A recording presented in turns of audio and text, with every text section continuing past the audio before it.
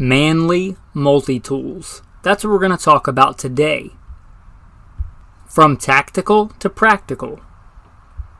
Welcome to the Alpha Male Podcast, the podcast where we talk about what it means to be a man, the right way, with God at the center, making godly men strong and strong men godly.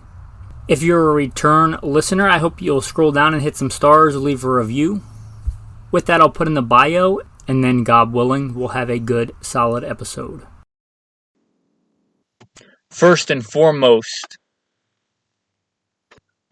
I am a servant of God, preacher, a fisher of men. God is number one in my life, and everything that I do in this podcast is no different, and I don't apologize for that. A little bit about me in the background. I grew up, I guess what you would consider a heathen. Didn't grow up a Christian, but I grew up in the southeastern United States, what most would consider very poor. Hunting and fishing and shooting. Joined the Marine Corps at 17, did a couple of combat tours in Iraq. After my combat tours in Iraq, I was an urban warfare instructor for the United States Marine Corps under Mojave Viper. I also served in law enforcement for several years in LAPD. I worked patrol assignments and more specialized assignments, where by God's grace, He got me through some nasty places in this world, war zones, and some of the nastiest streets in the country. Not because I am better, because God chose to have mercy on me and had a purpose for me, and I'm thankful for that. After my time in law enforcement, I was a private contractor for federal government, for a three-letter government agency I won't specify, doing private contracting work. I'm very much involved in guns and gunfighting. I also served in the U.S. Army, both full-time and part-time National Guard. I should say my primary MOS is in both branches of the military or infantry, as of one sort or another. Specialized infantry in the Marine Corps and an MOS that no longer exists. I started competition shooting even before I joined the Marine Corps at 17. I won my first gold medal even before I joined the Marine Corps at 17. I've been blessed by God with the talents He's given me to win more shooting competitions than I can remember. I've won most of my competitions in rifle and pistol, but I've also competed in archery and shotgun and even muzzleloader, knife throwing, hatchet throwing. I've competed in all that. I've also been a professional big game hunter and guide. Like I said, I grew up hunting and fishing and shooting. I've done it to put meat on the table because I like to put food on the table with the talents God's given me. I don't apologize for that. I've done it as a professional hunter and guide. I've slain all manner of beast and guided for all manner of beast. Bear and wolf and elk and deer, mule deer, whitetail deer. I've slain ram and fallow deer and countless animals. And I don't apologize for that either. FBI certified, firearms instructor, NRA, and a bunch of other three-letter government agency certifications. Blessed be the Lord my rock, who trains my hands for war and my fingers for battle. Psalm 144.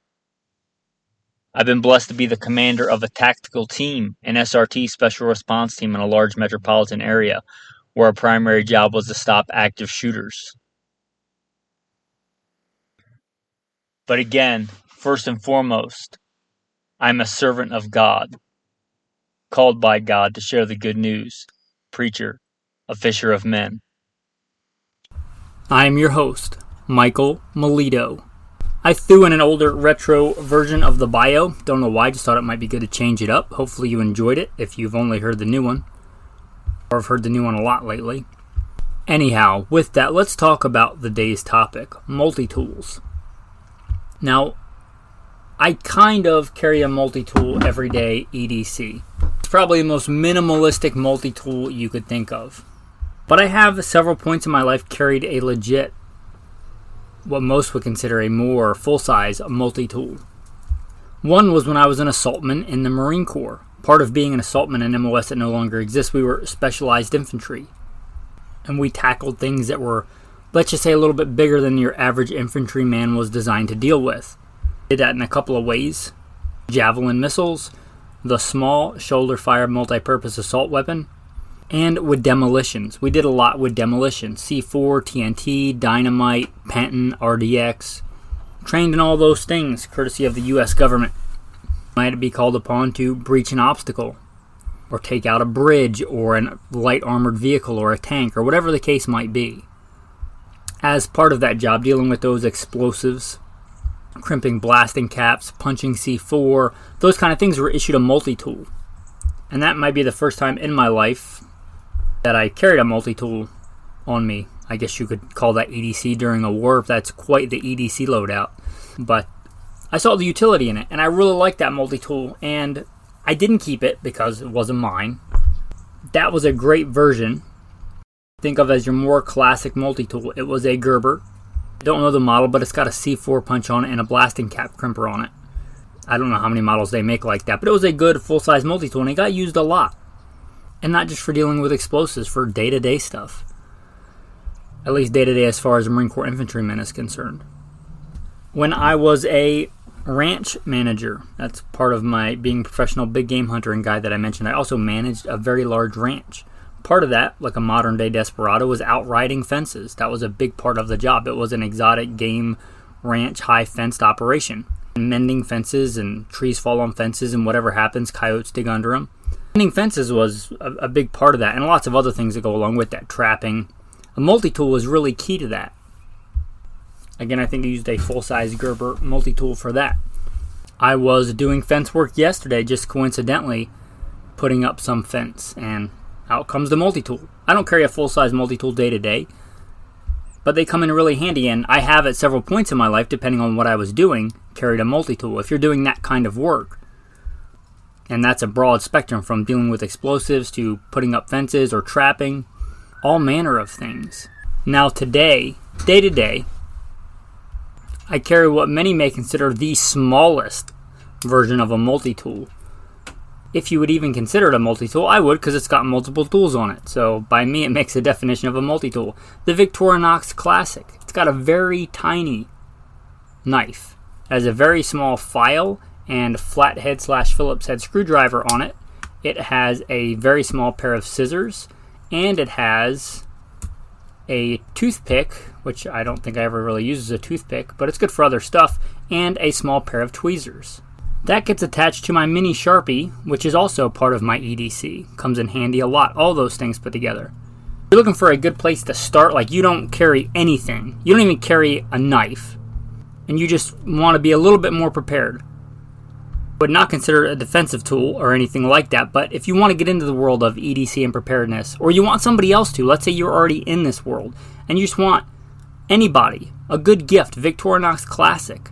They're tiny, you can literally put them in your pocket and forget they're there. That's kind of why it's part of my EDC, and when I need it, it's there. Alright, so now I'm going to transition into what I use most, or have used most in the past, excluding very specialized things like you probably don't need a C4 punch and a blasting cap crimper, right? And if you do, you're going to know how to do that.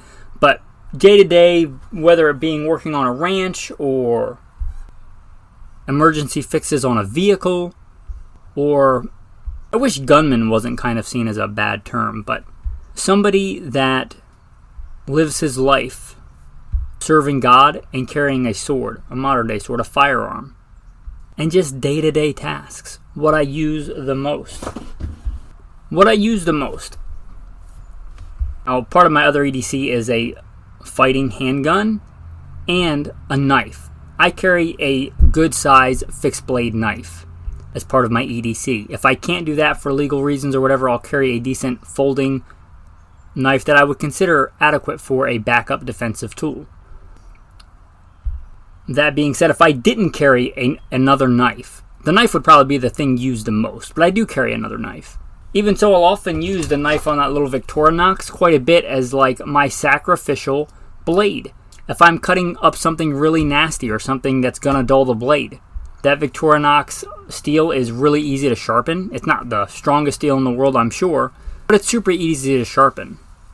If I'm cutting up a bunch of nasty tape or scraping something or doing any number of things that can really dull a knife, I'll use that because it's a small blade, it's not expensive, easy to sharpen, and I keep the blade on what I would consider a backup fighting tool sharp on my EDC knife. Now, if I need a bigger, sturdier blade for something, yeah, I'll certainly use my EDC knife for that.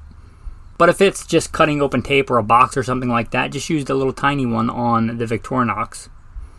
And there you go. Now, there's kind of two schools of a multi-tool. What I would consider, there's probably more and other weird things, but the two main ones are the hinged, based around usually a pair of pliers or something like it, with tools on both sides. Or there's your classic Swiss Army knife type, where it's a just oval-shaped base where you attach knives and screwdrivers and all kinds of other things to that. So those are your two main types.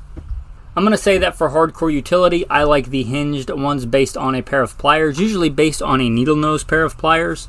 And those are probably your more robust, for sure, utilitarian multi-tool. Well, let's talk about what I use on the multi-tool the most besides the knife. The next is going to be a screwdriver. That little Victorinox I carry in my pocket or other multi-tools, a lot of times I'll need a screwdriver. The other day I was sitting there enjoying a cup of coffee in the morning with my wife, and I saw that some of the hardware in a door was loose. So I pulled out the little Victorinox from my pocket and I tightened it up. And stuff like that happens all the time where you just need a screwdriver, either flat or Phillips head. And that's not the best screwdriver. If I'm going to legitimately be turning a bunch of screws, I want a legit screwdriver. I guess that's a good place to take an aside here. Almost nothing on the multi-tool is better than having a specific tool, right? If I want to do a bunch of things that I would need a pair of pliers or wire cutters for, then I'm going to want a legit wire cutter. But if I just want something for a bunch of different tasks that may pop up and I don't have to drive all the way back to my tools or go all the way back to my tools or carry all the tools, the multi-tool is a good compromise. It saves weight and space. And it gives you a lot of options that you wouldn't otherwise have, but it's not better than having a dedicated tool. If I'm turning a bunch of screws, I want that exact fit for that exact screw. That's the best tool for the job, but it works. So the screwdrivers, I think it's important for them to be on your multi-tool. And then the next thing I probably use the most are the pliers. Pliers, you'd be surprised if you start carrying a multi-tool how often you might utilize the pliers on it. Pliers are pretty important, a pair of robust pliers. Now most of them have needle nose. I don't know that that's the best, but it is the most common and it'll work for most things. Usually the pair of pliers will have, I shouldn't say usually, most of the ones I'm familiar with will have a pair of wire cutters on there, and they will also have wire strippers on there for stripping wires, doing electrical work, things like that. Both of those come in pretty handy when you need them. Again, if I'm stripping a bunch of wires, doing a bunch of electrical work, yeah, by all means I want a good wire stripper. There's very specific tools for that to do a much better job. You know, if I was a communications engineer, I for sure would want a better tool if I was doing lines and lines of communication wiring or stuff like that. But if I'm only doing one or two things, stripping a pair of wires, then yeah, they'll work just fine if you know how to strip wires and don't get too crazy and cut them. After that, something I find quite handy and I use quite a lot is a file. A file for lots of things. I like files. I like a good metal file. So much so that my current multi-tool that I carry in my baby bug out bag doesn't have one, so I carry a separate good metal file in my baby bug out bag, especially if you are a man that carries a gun and does a lot of shooting and training and things like that. A little small metal file can come in handy. In fact, unplanned, but I just used one yesterday evening. I was doing my daily dry fire and doing some mag change work. My EDC handgun right now is a SIG 226 Legion. Doesn't have a mag well. It predates that whole mag well being in vogue era. And I noticed that the mags, the rim of the round when I was doing mag changes would get caught up in a sharp lip on the back of that magazine well. So I took a file and I rounded it out. There's all manner of things, smoothing out rough edges. Files are good for all kinds of things. So a file, I'd say, is a pretty important tool. Next to the file, something else I find really important is a wood saw, a good cutting saw. Now I should mention that one thing I really miss about that old Gerber Assaultman multi-tool, and I don't know the exact model of it, but it had a metal saw on there as well. And I would love to have both. I would love to have a good metal saw and a good wood saw if I could get it. Tweezers also I do use quite a bit, especially if you live in a desert area, Southwest, something like that. You go hiking, your dog goes hiking, or you just do a lot of manual labor and you get splinters. Tweezers can come in really handy. So tweezers are one of those tools. They don't take up a lot of space. They're pretty utilitarian. I like that. One thing I see on a ton of multi-tools, even on my little Victorinox, which I don't really like, the little small scissors. And I'm not saying they don't work. I just don't really use them very often. I would rather have that whole side be a more legit blade if I had to pick, or I have it be a metal file or a wood saw or almost anything more than a little pair of scissors. Now some people may use the little scissors all the time. I can't say that I've never used them, but I can say that they're probably the least used thing on my multi-tools, and I can think of a lot of other things I'd rather have than a little tiny pair of scissors. Now I know that there are other things that a corkscrew can do, but come on, stop, really. A lot of multi-tools, these Swiss Army knives and things, have a corkscrew. Even a lot of wine nowadays, and I'm not a big wine drinker, I'll take a sip for communion or whatever it is. Even a lot of wine today doesn't require a legit corkscrew. And are you really, out in the backwoods and need a corkscrew? I would like to see those kind of go the way of the dodo bird and get something more utilitarian and more practical. I should say I also do have a multi-tool that lives in my range bag that is more geared towards gun stuff. You can find those with things like a choke tube wrench, even a 1911 bushing wrench. Make one specifically for ARs. And that one I have, it lives in my range bag, which is probably a good place for it. If I was back being a professional firearms instructor, teaching on the line, that can come in really handy. Now let's go to what is my go-to in my baby bug-out bag, what I consider like line 2 gear. Not EDC, but maybe EDC plus. If you're not familiar with the, let's call it survival sling bag concept, or there's a bunch of episodes on the bailout bag, baby bug-out bag, whatever you want to call that here. One of the very few videos also I did on YouTube that I don't really have a desire to be YouTube famous, but there's a video on there if you want to check it out where I thought it was easier to visualize and take stuff out. The one that I have may surprise you, because it's not marketed towards the alpha male. Marketed for kids, but I really like it. It's the Leatherman Leap. Now, one of the reasons I like it is it's bright color. It comes in bright colors. Mine's kind of that, zombie green, if you lived through that whole era of everything was zombie green for a while. And as you might imagine from the bio, I've done quite a bit of tactical stuff, but that's a fallacy that everything's got to be tactical or black or multicam. If it's a multi-tool, I don't want it in multicam because I'm likely to set it down and get up and do something else, and I want it highly visible so that if I drop it or if I forget it, I can go back and find it. Even my other full-size multi-tool, I spray painted a bright green for that very reason. It doesn't have to be green, it could be blue, it could be orange, it could be red. You could spray paint it, but a bright color, I think, on a multi-tool makes a lot of sense. You're probably not some tactical scenario firing one-handed with your handgun and then using a multi-tool to tighten the screw with the other hand, right? Like, everything doesn't have to be tactical. Everything doesn't have to be multicam and black and everything like that. I like that the Leatherman Leap is bright color. I also like that it has locking blades. The blade on it, it's got a pretty good stout knife, and it locks.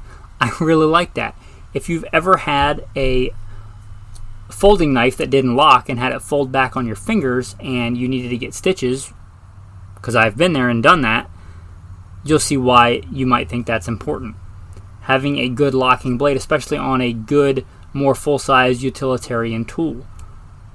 It's a good locking blade. It's a pretty robust blade for a kid's multi-tool. More robust than it is on a lot of multi-tools. It's a good, fine blade. One of the reasons I like the Leatherman Leap. Is it the perfect layout? Does it have everything I want and nothing I don't? No. Again, it's got the scissors on there, but it doesn't have, 50 different tools. It has a few select tools that I would use. It has a decent saw. It has a decent knife. It has a really good, robust pair of pliers, wire cutters, screwdriver, tweezers, and again, those big blades, the saw and the knife, they lock. And I like that. Now, it's not the only one. There's a lot of other locking ones. And again, it's bright colored. And it's minimalistic. It's not the biggest, beefiest, most tactical thing, but it's also not huge and doesn't weigh a lot. It's pretty small, pretty handy. I would still consider it a full-size multi-tool. Now, I mentioned the two types. The other type, the giant Swiss Army knife, and I mean giant. I have one that I don't know how many tools it has on it. I'm counting 19, and I'm probably missing some. But it's got all, who knows how many different sizes of flathead screwdriver, maybe 4. It's got that, gotta have it in a tactical operator scenario corkscrew. It's got a pair of pliers, if you want to call them that. I would say they're somewhere between pliers and tweezers. I don't think you're going to be tightening many beefy bolts with it like you would with the Leatherman. It's got a pretty big pair of scissors. In fact, I think the scissors are bigger than the pliers. It's got a magnifying glass. It even has a bread knife or fish scaler. Probably would do both. It's got a lot of little tiny tools. And this one, it lives in my big bug out bag. Like a lot of people call it, I'm never coming home bag. Well, I live as a neo-nomad, so home is very different to me than most people. But it does live in my big bug out bag. If I was a long way away from any kind of infrastructure or permanent structure, it'd be nice to have a lot of these small tools that are on here. If I had to do it all over again, I'd probably get something different. The Leatherman Signal might be the way I'd go, but to be honest, I already bought it, and the big Victorinox knives are not cheap, so I thought it was a decent place for it, and since I already had it, there you go. It does have perhaps the best metal file I've ever seen on a multi-tool. I really like that. And the aforementioned Victorinox Classic, that little teeny one. Again, a great starter place if you want to get into this. If you just want a little bit more utility in your pocket, or you want to give it to somebody that's not really a multi-tool kind of person. They're not going to carry one on their belt in a pouch or something like that.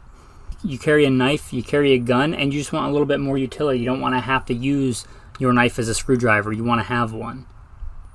Also, I carried for a while. I don't anymore, just I changed my carry style. But the Leatherman Micra. It's a Leatherman. It's good quality. It's very small for this same kind of format, the folding around one central tool. My big issue with it is the big tool on there is the scissors. Now, if you use scissors a lot, you're cutting labels or something like that, maybe that's what you want. But I would rather see it based around just a fold-out kind of big, full-size blade, which you could easily put on a very small multi-tool like that. Kind of the same guise as you would see a butterfly knife where the handles fold out and there's a decent blade in there. I'd rather see that and have a little tiny pair of scissors on the side if you have to have them, than have the whole thing based around a big pair of scissors. There are really small other ones like that have pliers. I might see more utility in that. There's nothing wrong with those. My wife really likes hers and uses hers a lot. It's on her keychain still, and that's kind of part of her EDC. But the Leatherman Micra, it's a very cool, very small. For the size that it is, it's a ton of utility. If you wanted to step up a little bit in size and weight and still just have something to throw in your pocket, you might look at that Leatherman Micra. Leatherman does make one called a squirt based around a pair of pliers, but it's a little bit bigger, and you're getting into that thing where I don't know how convenient it'd be to carry in your pocket. Also, Gerber makes some very similar. And one I didn't touch on, SOG. SOG is kind of known for their multi-tools, but I have never owned an SOG multi-tool. I just haven't. SOG knives are really good. I've had nothing but good experiences with SOG knives. They make a good, affordable, utilitarian marketplace kind of knife, that tactical, practical kind of knife. They make a lot of really good knives. I assume their multi-tools are good also, but I've never owned one in person. If you're looking, I would not discount them just because I've never used them. I would say that Leatherman has really good quality, but I would say the best value in multi-tools, in my opinion, is in Gerber. Gerber is probably the best value. Now, that's how I use them. I use them occasionally if I'm, managing a ranch or doing things like that. If I was every day hard using a multi-tool all the time, you might think that Leatherman is the best value because it's the best quality and you use it a lot. I don't use mine all the time. They're kind of a contingency plan for me. Anyway, I don't really want you to take away from this what model you should buy, because what's best for me is not necessarily what's best for you. Think about what tools you want and how robust you want them to be, and then pick a multi-tool based on that. And again, if you've been listening and you have adopted that bailout bag, baby bug out bag concept, you may really look at having a multi-tool in there. I think it makes a lot of sense if you're not going to carry one on your person. Anyway, that was actually, I just looked up. It's a fairly lengthy episode on multi-tools. I have a patron that I've been wanting to come on for a while because he has a lot more experience with multi-tools, I think, than I do. He's got a pretty manly job where he uses tools hard quite a bit, as in like vehicle salvaging, vehicle towing, like big commercial vehicles like tractor trailers. Maybe in the future he'll come in and share some of his wisdom with us on a part 2. But I wanted to get this out. I've been thinking about it for a while, and I just did a pretty... As much as I really like a good knife and a really good firearm and part of EDC and rifles and shotguns and handguns, not everything is a tactical situation. Sometimes you just need to turn a screw, or put up a piece of fence, or cut a wire, or pull out a splinter. Anyway, hopefully you enjoyed this episode of Alpha Male Podcast. If you do, I hope you'll consider supporting. I really do. Mostly because you believe in this content and you think that it's worth something and you want to contribute. Be a blessing to other men, step up and be an active member of the tribe instead of a passive listener. Also, patrons do get some cool insider content. If they choose to, they can be part of an insider chat where we talk about stuff all the time. Guns, knives, believe in much more substantial stuff than that. But all kinds of stuff. Iron sharpening iron. Also, I'm doing a series right now, or have been, Dry Fire with MILITO. He's given some tips on stance, grip, things like that for shooting. Pictures, short videos, texts. If you want to become a patron, check out Patreon. There should be a link in the show notes. Most of that stuff is for patrons only, but some of that stuff I put out for the public. So you can go to the Patreon page, even if you're not a patron, and check out some of the stuff. And that should give you a little bit of a taste of what's on there, and see if you don't think that is of some value. I don't take sponsors on this show. This show is mostly supported by the patrons. And on that note, I want to sincerely thank every patron that stepped up to support this podcast. It really does mean a lot. And if you want to check that out, Patreon link in the show notes, or you can go to goodshepherdtraining.com. goodshepherdtraining.com. With that, the tactical tip of the day and the tactical verse of the day. Tactical tip of the day, talking about multi-tools and sometimes emergency vehicle repairs. Just had this issue come up. Dirty battery terminals. Cheap, easy way to clean battery terminals: baking soda and water. Baking soda is very basic as opposed to acidic. You can really clean off the terminals of your vehicle. Just mix baking soda and water, pour it on there, let it do its thing. It'll bubble up, fizz up. Then clean it off with a good wire brush. Anyway, if you didn't know that, and a lot of you probably do, but if you didn't, it's a good practical tip on how to clean battery terminals. If they get so bad, sometimes the vehicle can have trouble starting. Anyway, it's a good thing to keep on top of. If you open up your hood and you see that your battery terminals look white or fuzzy or all green, you might want to give them a good cleaning. Baking soda and water are a good, cheap, easy way to clean. Tactical verse of the day. Why does your teacher eat with tax collectors and sinners? When Jesus heard that, he said to them, those who are well have no need of a physician, but those who are sick. But go and learn what this means. I desire mercy and not sacrifice. For I did not come to call the righteous, but sinners to repentance. What a great verse. Call sinners to repentance. And we are all sinners. We are called to turn from our sins and turn back to God. That's what repentance means. Change your mind, change your ways. Turn from sin to God. Whatever situation, whatever your point in life, I don't know. But I know. But I know if you're looking for answers, the one who has them, God. Go to Him. It's always the right answer to go to God. With that, thanks for listening, men, and have a blessed day.